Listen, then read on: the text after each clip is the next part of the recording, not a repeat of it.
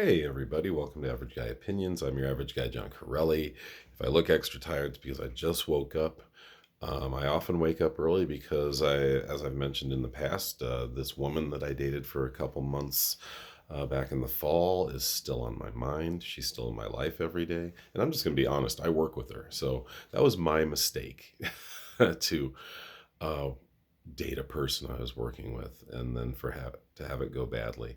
Uh, a quick history on how we ended up going out is I asked her to go to a comedy show I was on, and she accepted. And it was about an hour away in Greeley, Colorado, and so it's a good way to kind of date somebody. You get to know them for an hour car trip each way, and we kind of hit it off, and we weren't sure.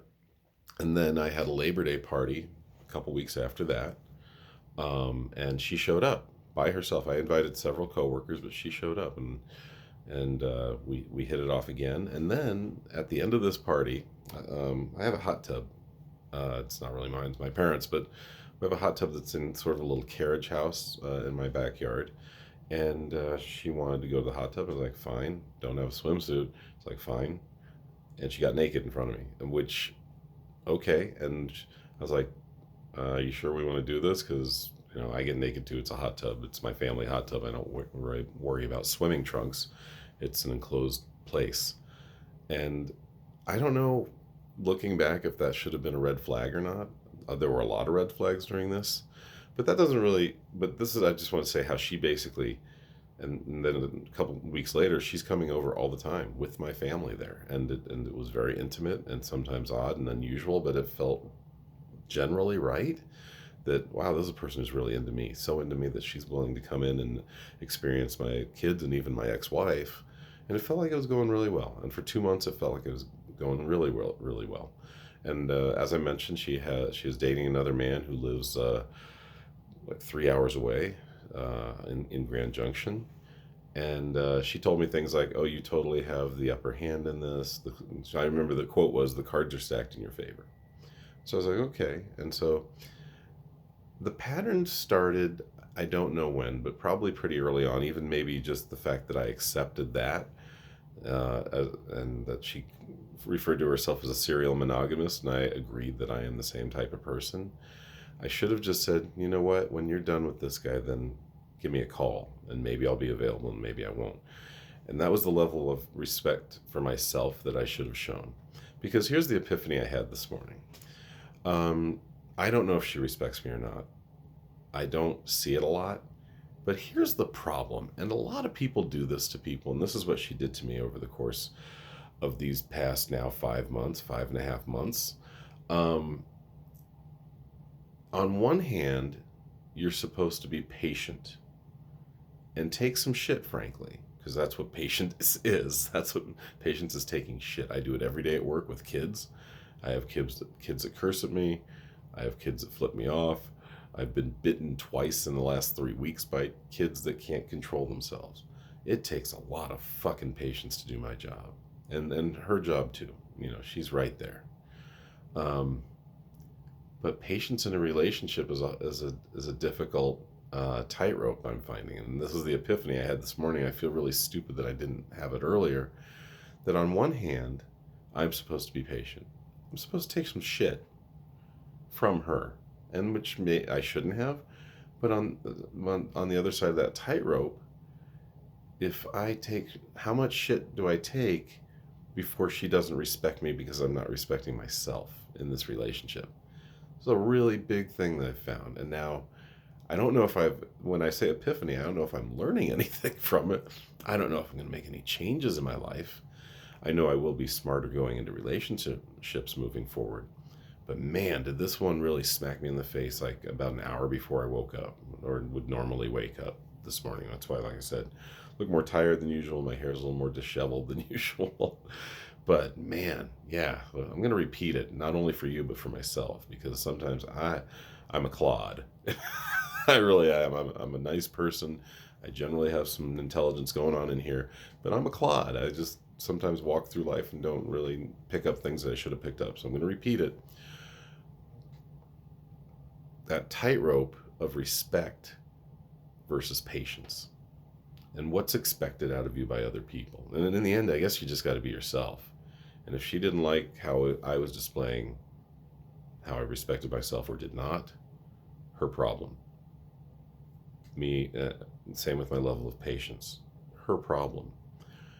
She has addressed the patience issue, because there were times I got frustrated. But it's like there were things she did that showed me disrespect. And when I did stand up for myself, she acted like it was crazy. Because that happened about towards the end of the relationship. Because I noticed she had a lot of male friends. I don't know if this is a red flag necessarily or not, but I don't think she has any female friends. I honestly don't. And so I think that's a red flag for anyone. If you have a bunch of friends on one gender or another, or sex, or whatever we're calling that now, but honestly, if you have probably all guy friends and no girlfriends, or vice versa, it could be a red flag that you don't have that variety of friends. It may be something, I don't know, but I do. I have a variety of friends. I have girls that are friends. I have men that are friends. Excuse me, women and men that are friends, and she doesn't. And she told me honestly. I think she was very honest with me. I'll give her that. I think in a lot of ways, not completely sometimes, but she was honest, like saying, "Yeah, I've dated. You're the oldest guy I've ever dated, and I'm 7.5 years older than her. She'll be 49 in a couple months, and I'll be 57 in September. So, you know, that's a decent difference, but I don't think it's a big enough difference. But she tends to date young guys. She told me the other guy she's dating is her age, but she had dated guys in the past who were like 10 years younger than her, and then would play video games rather than have sex with her, which seems to be a thing with millennials that I don't understand. A perfectly nice looking woman who's good in bed wants you, and you're like, nah, I'd rather do this. I don't get that. But hey, here we are. But anyway, where I was headed was with the friends thing, and within that, so she has a friend. He lives in Arizona, and he's young. He's 35, and she even defines him as stupid. He's done some stupid shit with his life. He has a 2-year-old. He lives with his parents. He has a 2-year-old. He dated a woman who was an addict and maybe possibly bipolar. I don't know if he married her, but he had a kid with her.